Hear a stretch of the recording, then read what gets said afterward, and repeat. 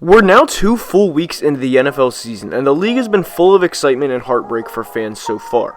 The Saints and Steelers both lost their quarterbacks for a significant time, though Drew Brees is coming back for the Saints later in the year. Some players have got off to great starts statistically, like Lamar Jackson, who has already thrown for more touchdowns in 2 games than he did in the whole second half of last season. Dalvin Cook leads the NFL in rushing yards through 2 games, which is something I don't think a lot of people were expecting. However, there have been some players who haven't performed that great so far, despite having high expectations going into the season. In this video, I will predict 5 players that I think have good Week 3 performances who may not have had the hottest start. Before I get started though, make sure to like the video and subscribe to the channel, as all support is very much appreciated. Now with that being said, let's begin. The first player that I think has a big Week 3 performance is George Kittel. Through 2 weeks of the season, the 49ers are 2-0 and have put up 72 points as a team. The most surprising about this is George Kittel has 0 touchdowns through 2 weeks and has had exactly 54 yards receiving in each game. This may come to a surprise to most people because just last year, he set the single season receiving yards record for the tight end position, and people expect him to have big game after big game. He had 10 targets in Week 1 against the Bucs, and I think he gets somewhere close to that number, if not more, this week against the Steelers.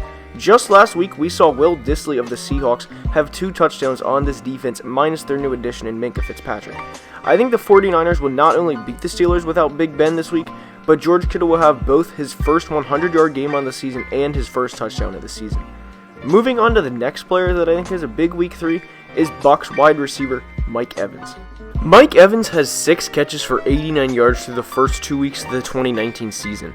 Disappointed would be an understatement from people who have them on their fantasy teams, expecting him to record his 6th straight 1,000-yard season. The good news is the Bucs played the Giants this week, who gave up over 400 yards passing in Week 1 and over 250 in Week 2. I think Evans, who has only seen 13 targets in 2 weeks, gets back on track and at minimum doubles his receiving yards on the year. I am looking for Evans to have his first 100-yard game and his first touchdown of the season as well, against a Giants team that has already given up 63 points in 2 games. Evans has played 3 career games against the Giants and has scored in 2 of them and has gone for over 100 yards in 2 of them as well. Expects much of the same from him this week. The next player that I think has a big Week 3 performance is Eagles tight end Zach Ertz. To be clear, I don't think Zach Ertz has been disappointing through 2 weeks. Maybe a little underwhelming, but not a complete bust. He has games of 54 yards and 72 yards with 0 touchdowns so far. The Eagles have weapons at every position on offense, so for him to not get fed in the first few weeks is completely understandable. However, Deshaun Jackson is out a few weeks, and Alshon Jeffrey will more than likely be out a game or 2, which will open up opportunities in the passing game for Ertz. Even with them playing, he managed to record games with 5 catches and 8 catches respectively in the first 2 weeks, but I think he'll really have a good game this week. Ertz will be the focal point of the passing game with those guys out and should get at least 8 to 10 targets, if not more. With the combination of being at home, a mini touchdown drought, and the other players out, I'll be surprised if Ertz doesn't have 100 yards, a touchdown, or both against the Lions in Week 3. Ertz owners should finally get return on their high-pick investment. The next player that I think has a big Week 3 is Panthers tight end Greg Olsen. Greg Olsen had his first 100-yard game last week since Week 15 of the 2017 season, and I think he has either a second straight 100-yard game or a touchdown against the Cardinals, if not both. The Cardinals in 2 weeks have gave up 131 yards receiving to TJ Hawkinson back in Week 1 and 112 to Mark Andrews last week. The Cardinals have had struggles covering tight ends in the first 2 weeks to say the least, and this is something that I think continues into Week 3.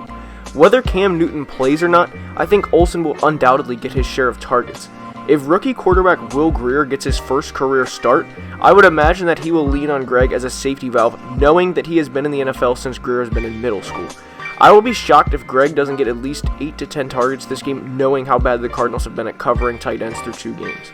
Ultimately, I expect Greg to have a stat line of around 8 catches, 100 yards, and a touchdown.